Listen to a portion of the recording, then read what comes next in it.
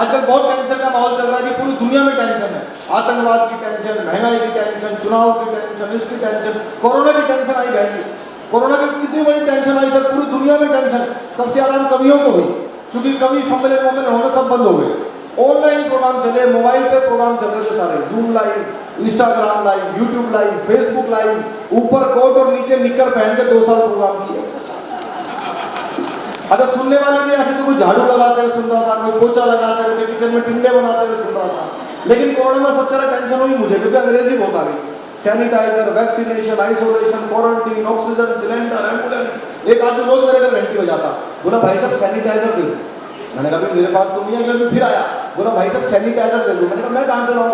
अगले दिन फिर आ गया, बोला भाई साहब सैनिटाइजर लेके जाऊंगा। मैंने कहा मैं कहाँ से लाऊं? बोला आपके घर के बाहर लिखा हुआ है सैनी। मैंने कहा सैनी देख के सैनिटाइजर मांगी, अच्छा है मैं चड्ढानी, और ये तो और भी अच्छा राघव चड्ढानी।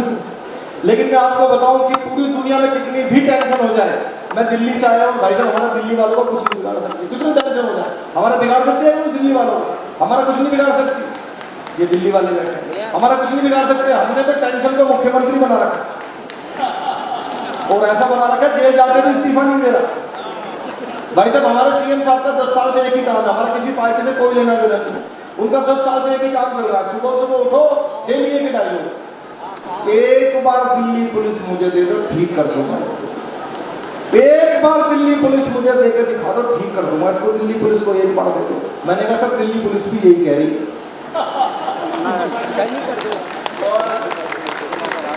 एक बार दे दो बस। देखो बीमारी खत्म होती है, कोरोना आया, इतनी बड़ी महामारी, हमारे वैज्ञानिकों ने वैक्सीन बनाई, कोरोना खत्म। हमारे केजरीवाल जी ने पूरी दिल्ली से डेंगू खत्म कर दिया। भाई साहब पता है तुलसी कैसे किया? दिल्ली में बड़े बड़े होर्डिंग लगवाए, उस पर लिखवाया डेंगू का मच्छर साफ पानी में भी पनप सकता है, नीचे उनका फोटो। डेंगू दोबारा आने की हिम्मत नहीं कर रहा है। ये अगर नेता वही होता है, चुनाव का माहौल है। धन्यवाद बहन जी, बहुत उत्साह से आप सुन रहे हो। मैं तो डर जाता हूँ कि दिल्ली की महिलाएं इतनी ताली बजा रहे, सबसे कम हंसती है सर दिल्ली की महिलाएं, उत्तर प्रदेश की महिलाएं खुल के हंसती हैं। हरियाणा वाले को पता ही नहीं कब बंद होती है, वर्ष शुरू हो जाएगा। पंजाब की महिलाएं, दिल्ली वाली बहुत कम हंसती हैं। उनको मेकअप करने वाले समझा के भेजना, ज्यादा हंसोगे तो चेहरे के पीओपी की हमारी कोई बात। पर यहाँ तो खूब मन से सुन रहे हैं। चुनाव का माहौल चल रहा है, नेता वही होता है सर जो अपने हर काम को घुमा फिरा के सही बता देता है। हमारे दिल्ली के 2-2, 3-3 मंत्री जेल में पड़े, पता है ना आपको? सत्येंद्र जैन साहब जेल में गए, स्वास्थ्य मंत्री।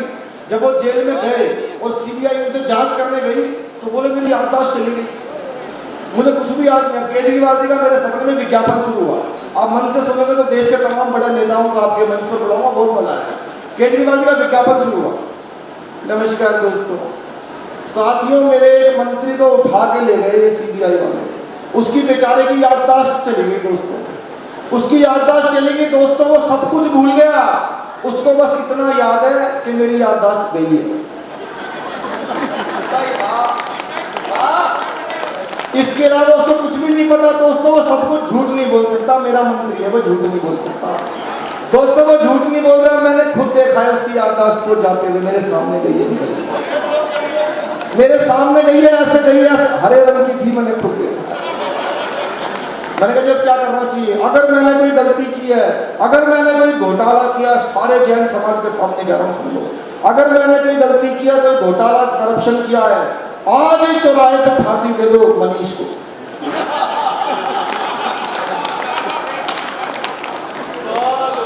धन्यवाद। और क्योंकि मुझे पीछे से समय का भी आदेश हो गया कि इतने ही मिनट लेने, तो मैं उतने ही मिनट में अपना काम करूंगा।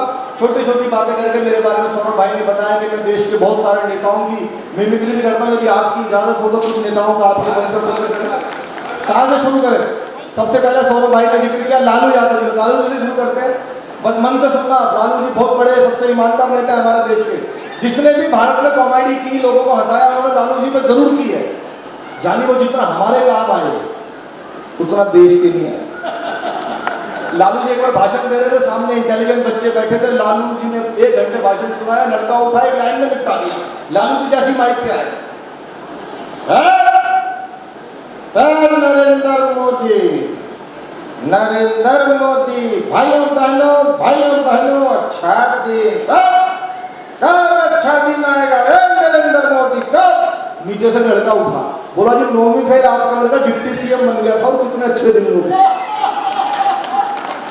भैया साउंड वाले छेड़ो मत, कहाँ बैठे साउंड वाले, इको कर दिया, साउंड छेड़ना मत इसको, इको हो गया प्ले कर रहा, छेड़ना मत भैया, छेड़ो मत, इसने इको कर दिया। भैया साउंड मत छेड़ो, पता लगा तेरे चक्कर में मोदी जी की निकालो, देवगौड़ा की निकल जाए।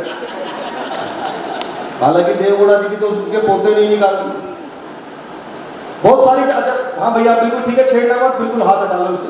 बहुत सारे नेता हैं तुलजी, लेकिन एक और नेता याद आ गया मुझे, नवजोत सिंह सिद्धू, आप जानते हैं सिद्धू जी को।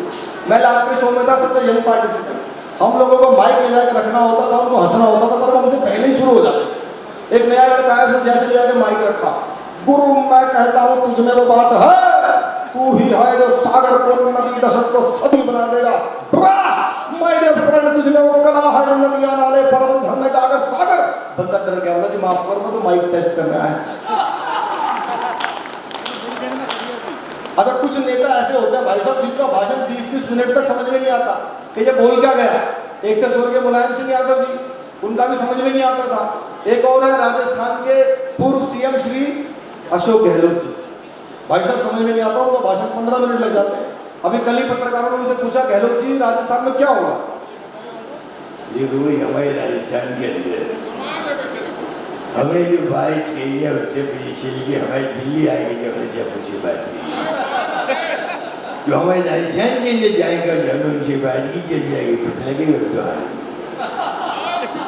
कुछ नहीं समझ आया। मैं थोड़ी टीवी की आवाज तेज के, मैंने आप शायद समझ में आया, दोबारा सुनिए। देखो भी राजस्थान की जब जयपुर के लिए जाकर हमने सुना जी से बात की, जब जाकर दिल्ली के अंदर जब हमने सचिन पायलट के आगे बताया कि हमारे जयपुर में रहा बहुत आगे, कुछ समझ में नहीं आया। पिताजी को ले आया, बोला मैंने कहा पता नहीं क्या बोल रहे हैं। हमें जब सुने जैसे दिल्ली जाके बात की कि सचिन पायलट ने बताया, जयपुर में आके आप बताओगे तो हारने की बात। अब आप समझिए हम लोग को क्यों हारे। बहुत सारी नेताओं की एक दो में मिमिक्री आपको ऐसे सुनाऊंगा यहाँ से वहां तक, जिन्होंने अभी तक भी तालियां नहीं बजाई, इनकी तालियां चाहिए। एक ऐसे नेता है भारत के बहुत प्रसिद्ध नेता, मेरे बहुत पसंदीदा नेता है, रक्षा मंत्री श्री राजनाथ सिंह जी। बुलाओ राजनाथ जी को। आपको लगे कि भारत के रक्षा मंत्री जी आपके जैन समाज के शानदार कार्यक्रम में आ गए तो मुझे बताना, आप देखना बहन जी जब वो लोकसभा में भाषण देते हैं। अध्यक्ष महोदय, यहाँ तक प्रश्न पाकिस्तान का है तो मैं सारे सदन के समक्ष डंके की चोट पर कहना चाहता हूँ अध्यक्ष महोदय कि पाकिस्तान से कश्मीर पर कभी कोई बात नहीं होगी। पाकिस्तान से कभी कोई बात नहीं होगी, बात होगी तो पीओके पर होगी, कश्मीर पर कभी कोई बात नहीं। और एक ऐसी मिमिक्री जो पूरे भारत में शायद किसी ने नहीं की, माँ सरस्वती की कृपा से हो गई, आपके जैन समाज से गौरव, भारत के गृह मंत्री श्री अमित शाह जी। अमित शाह जी की मिमिक्री भाई साहब कोई नहीं, किसी से सुनी नहीं होगी आपने, सुनिए आपने, कोई नहीं कर रहा था, कर भी रहा होगा तो कर नहीं पा रहा होगा। मेरा बहुत पसंदीदा नेता, आपको लगे आंख बंद करके इलेक्शन का माहौल है, आप देखना कि वो वोट मांगने यदि आते हैं, आपने सबने सुना है उनका भाषण, अगर ऐसे ही मांगते हैं तो मुझे एक भी हाथ खामोश रह रहे मुझे बताना, फिर वो यदि आपके इस कार्यक्रम में आते तो आपसे कैसे बात करते सुनना, जब अमित शाह जी लोग वोट मांगने आते हैं। देखिए ये राहुल बाबा कहते हैं इनको विकास दिखाई नहीं देता है।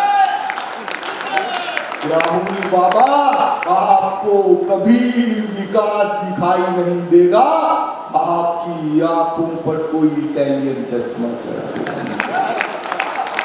तो मंच के सामने मौजूद बुजुर्गों, माताओं, बहनों और मेरे जिगर के टुकड़े जैसे युवाओं, मेरे साथ दोनों हाथों को उठाइए उठाइए, संकल्प की मुट्ठी बीचिए और पूरी ताकत से बोलिए भारत माता की। धन्यवाद। यदि वो आपके बीच में आते तो कैसे आपसे बात करते?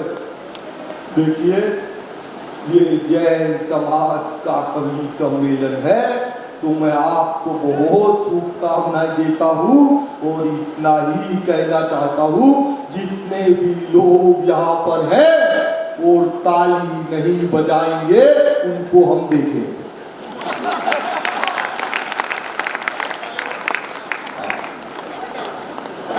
जैसे कोई यज्ञ चल रहा हो, उसमें जब तक पूर्ण आहुति ना डले तो यज्ञ संपन्न नहीं होता। ऐसी मिमिक्री का ये यज्ञ है, मैं बचपन से कर रहा हूँ। इसमें सबकी मिमिक्री करो और उनकी ना करो तो यज्ञ अधूरा रह जाएगा। किनकी? देश के बहुत बड़े नेता, युवाओं के प्रेरणा स्रोत, हमारे बड़े भाई श्री राहुल गांधी जी। भाई साहब हंसोगे नहीं, ऐसे कॉमेडी में मेरे सीनियर है वो। राहुल जी यदि यहाँ पे आते इस प्रोग्राम में तो आपसे कैसे बात करते? ठीक है भैया, ये जो कविता है, पोइट्री, शायरी, ये क्या है? ये गोदी मीडिया आपसे छिपा रहा है भैया। मैं बताता हूं, कल मैं हरियाणा गया, खुद गया सेल्फ। एक किसान आया, फार्मर, मुझसे बोला राहुल जी ये क्या हुआ? मैंने पूछा व्हाट? बोला बारिश आई और मेरी फसल नष्ट हो गई। बारिश आई, फसल गई। मैं खुले में क्यों बोते हो?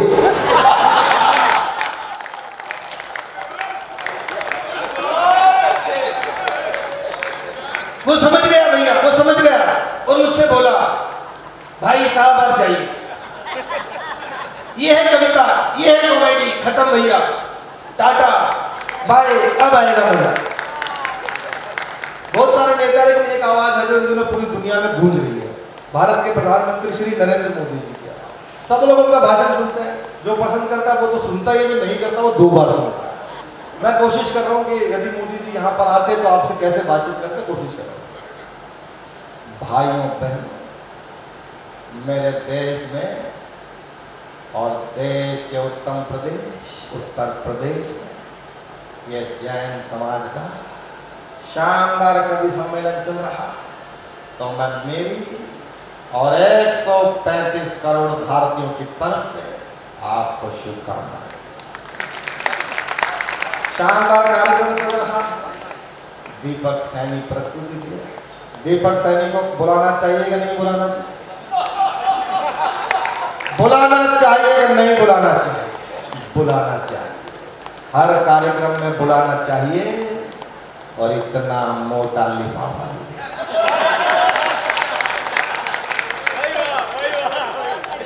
ज्यादा मोटा हो गया भाई, कोई बात नहीं, लोग कम कर दे। लगभग सारे नेता हो ही गए, कोई एक आध कोई रह गया हो तो पता नहीं। हम योगी जी भाई साहब हमने नया घर बनाया है। लेकिन ये तो नेताओं को टेंशन दे रही है सर, लेकिन देश में कुछ लोग ऐसे भी आए जिन्होंने नेताओं को टेंशन दी, जैसे बाबा रामदेव। बाबा ने बहन जी कम टेंशन दी, सबको बाबा एक बार योग सिखा रहे थे,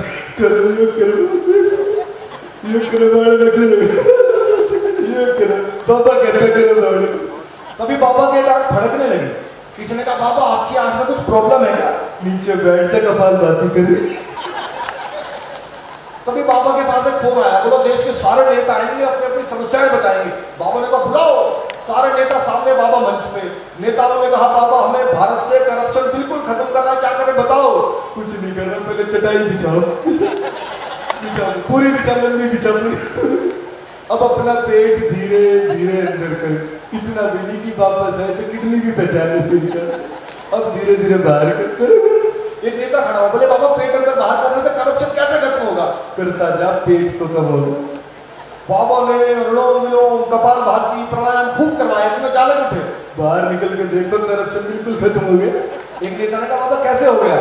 तुम सारे यहाँ बंद हो, फैलाएगा। धन्यवाद। और समय का मैं बहुत ध्यान रखता हूँ, बहुत डिसिप्लिन प्लेयर हूँ अपनी टीम का। तो अंत में एक छोटी सी मिमिक्री, बहुत जरूरी, बहुत आनंद भी आएगा आपको। पिछले दिनों मैंने की, क्योंकि जो भी नॉन बॉलीवुड आदमी कोई पॉपुलर हुआ है तो मैंने उनकी मिमिक्री करने की कोशिश हमेशा की है। एक बाबा हमारे देश में बहुत वायरल हुए पिछले दिनों। बाबा कौन से बाबा? बाबा बागेश्वर वाले। भैया 2 मिनट बैठ जाओ, पर्चा बनवा दो तेरा, बैठ जाए। बाबा जी को आप सब जानते, बाबा जी पर्चा बना कर रख देते हैं, कौन है, कहां से आया है, क्या किया है, कब भरेगा, कब मरेगा, सब लिख के रख देते हैं। और मैंने सपने में देखा बाबा जी की कथा चल रही थी, सामने उसमें फंस गए दिल्ली के मुख्यमंत्री श्री केजरीवाल जी, और बाबा ने उनका पर्चा बनाया। आपको लगे कि सही आदमी का सही पर्चा बनाया तो यहां से वहां तक सबकी तालियों के रूप में मुझे आशीर्वाद मिले। सुनना, आपको आंख बंद करके लगे कि बाबा बागेश्वर की कथा चल रही तो मुझे बताना। उनकी कथा शुरू हुई। जय श्री राम। इस पंडाल के अंदर हमको एक आदमी दिखाई दे रहा है जो नीली और ढीली शर्ट पहन करके बैठा है वो आ जाए, उनकी अर्जी स्वीकार की जाए। सामने से आ गए, बाबा जी नमस्कार, मैं दिल्ली का सीएम हूँ। क्या सवाल मन में लेकर के आए हो? बाबा ने तुम्हारा पर्चा बना रखा, पहले बताओ कौन सा पर्चा खोले नकटा। बाबा जी मैं देश का दिल्ली का सीएम हूँ, एलजी मेरी बात नहीं मानता, मोदी मुझे 26 जनवरी पे टैंक भी नहीं चलाने देते। बाबा जी मैं देश का पीएम बना। बाबा ने पर्चा बना रखा, बताओ कौन सा पर्चा खोले।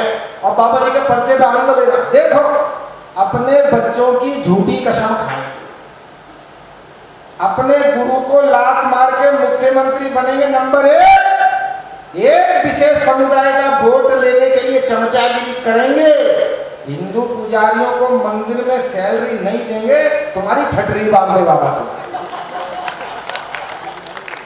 बाबा जी मैं देश का पीएम बनना चाहता हूँ, सबसे पहले हिंदू राष्ट्र की मांग करो दिल्ली विधानसभा के अंदर, और एक मंत्र बाबा दे रहे उसका जाप करो दिन में 3 बार पार्लियामेंट के सामने।